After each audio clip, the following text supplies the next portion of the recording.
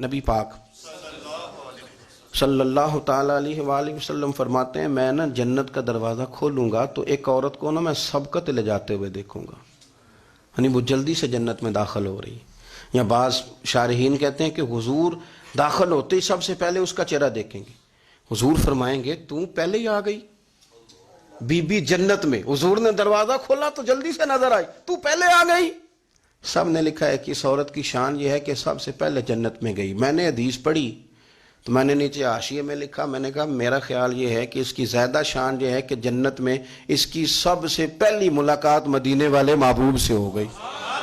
یہ دیکھو کتنی بڑی شان۔ حضور فرمانے لگے تو کیسے پہلے ہی آ گئی، کون ہے تو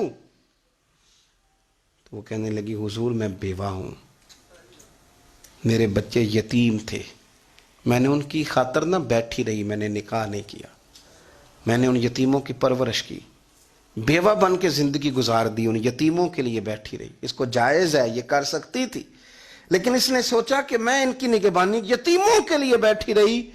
آج شان یہ ہے کہ مدینے والے کے لیے جب دروازہ کھلا ہے تو اس بی بی کو بھی رب کریم نے فوراً ہی جنت عطا فرما دی، یہ سب سے پہلے گئی۔ میں نے دیکھی ہیں ایسی عورتیں 23 سال میں بیوہ ہوئی پر عمر بچوں کے نام کر دی، اسے پتہ تھا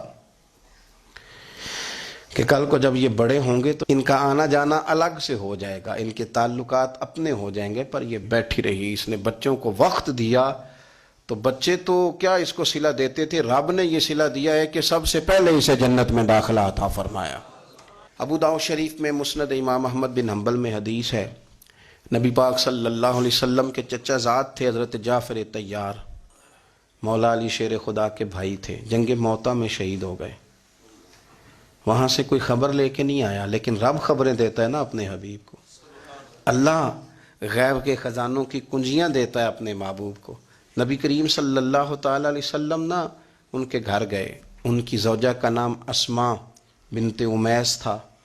حضور نے فرمایا اسماء میرے بھتیجوں کو میرے پاس لاؤ، محمد بن جعفر اور عبداللہ بن جعفر رضی اللہ تعالیٰ عنہ۔ بچے قریب آئے، حضور کو پتہ ہے ان کے والد شہید ہو گئے۔ نبی پاک نے اپنی ناک مبارک ان کے رخساروں پہ رکھے، پھر حضور نے ان کا ماتھا چوما، پھر نبی پاک صلی اللہ علیہ وسلم نے سینے سے لگایا، فرمایا حجام کو بلاؤ نا ذرا، ان کے بال تراشے، کتنے بڑے ہو گئے، حجامت ہونے والے۔ حضور پیار کر رہے تھے، آنکھوں میں آنسو تھے، تو جناب اسماء قریب آئیں، کہنے لگے حضور میرے شوہر کی کوئی خبر آ گئی ہے؟ تو نبی پاک صلی اللہ تعالیٰ علیہ وسلم نے گردن مبارک اٹھائی تو آنکھوں میں آنسو تھے، فرمایا رب نے میرے بھائی کو شہادت کا درجہ عطا کیا ہے، فرمایا کوئی آہ و بقا نہ کرنا میرے بھائی پر، اللہ نے اسے شہادت کا درجہ دیا ہے۔ حضرت جعفر طیار کے گھر والوں کے لیے حضور نے صحابہ کو حکم دیا کہ یہ غم میں ہیں، ان کے لیے کھانے پکا کے لاؤ۔ پھر نبی پاک ان بچوں سے پیار کرنے لگے، فرمانے لگے یہ جو ہے نا محمد بن جعفر یہ اپنے دادا جناب ابو طالب سے ملتا جلتا ہے، اور یہ جو عبداللہ بن جعفر ہے یہ تو سارا میرے ساتھ ملتا جلتا ہے۔ نبی پاک صلی اللہ علیہ وسلم پیار کرتے، باتیں کرتے، حضرت اسماء رونے لگیں۔ یہ ابو داؤد شریف میں مسند امام احمد بن حنبل میں چمکتے جملے۔ عرض کرنے لگی حضور میرے بچوں کا کیا بنے گا، کون کفالت کرے گا؟ قربان جائیں رسول پاک صلی اللہ علیہ وسلم کے کیا جملے، یتیموں کے لیے حضور کا نوازنے کا کیا انداز ہے۔ فرمایا اسماء تو فکر نہ کر، انا ولیہم فی الدنیا والآخرہ، فرمایا میں دنیا میں بھی ان کا وارث بنوں گا، قیامت کے دن بھی ان کا وارث بنوں گا۔ تو صرف دنیا کی بات کرتی ہے کہ نظام معیشت کا کیسے چلے گا، اور میرا وعدہ یہ ہے کہ دنیا میں بھی ان کی سرپرستی کروں گا، آخرت میں بھی سرپرستی کروں گا، آخرت میں بھی میں ان کا خیال رکھوں گا۔ آپ غور تو فرمائیں، توجہ تو کریں کہ اس قدر زیادہ حضور کا انہماک اس طبقے کے ساتھ ہمیں اپنے دائیں بائیں عزیزوں میں، رشتہ داروں میں، دوستوں میں، علاقہ میں، پڑوسیوں میں، محلے داروں میں دیکھنا چاہیے۔ یہ بچے بیچارے میں نے دیکھا ہے ان کے بگڑنے میں اصل بات یہ ہوتی ہے کہ کوئی مخلص ہو کے سرپرست نہیں بنتا۔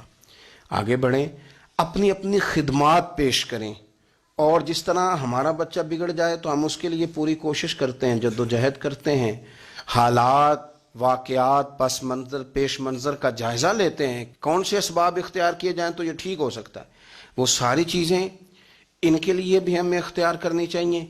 اور یہ بچے اگر احساس ذمہ داری پکڑ جائیں، جو وارث سے محروم ہو جاتے ہیں، یہ اگر احساس ذمہ داری پکڑ جائیں تو پھر یہ قوموں کی قیادت کرتے ہیں، پھر یہ بہت بڑے جانباز ثابت ہوتے ہیں، پھر یہ اپنے گھر گھرانے کا نہیں، یہ ملتوں کے، قوموں کے لیے مشعل راہ بنتے ہیں۔ لیکن شرط یہ ہے کہ ہم ان کے لیے اپنے دلوں کو کشادہ کریں، سینوں کو وسیع کریں۔